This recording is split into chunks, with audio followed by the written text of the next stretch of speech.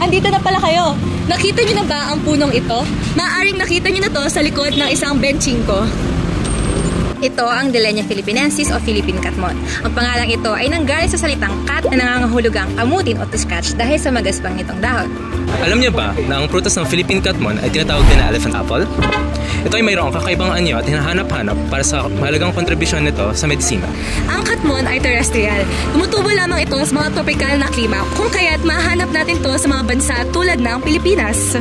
Bukod sa gamot sa mga sugat, lagnat at tubo, nasa liksik ng dalubagham na sinadante na ang dahon ng D. philippinensis ay maaaring gamitin sa cancer therapy dahil ito ay nagpapakita ng cytotoxicity. Hindi lamang prutas ng Philippine Katmon ang may kakaibang anyo, maging ang unique, puti at malalaki nitong bulaklak ay tumatagal lamang ng isang araw. Tulad na lamang ng mga talutot na ito na sadyang nalalanta na.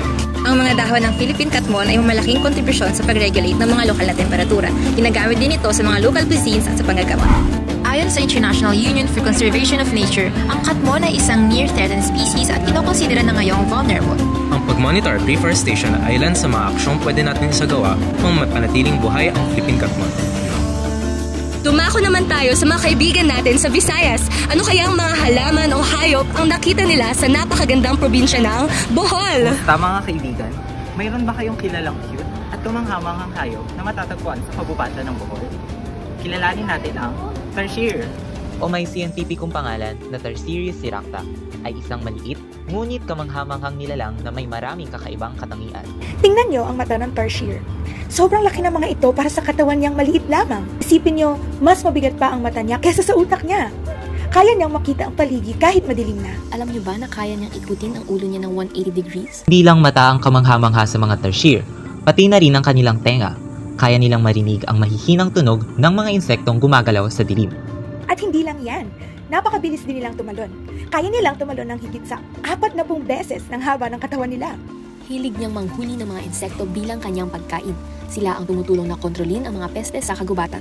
Maraming turista ang dumadayo sa Bohol para makita ang mga tarsier.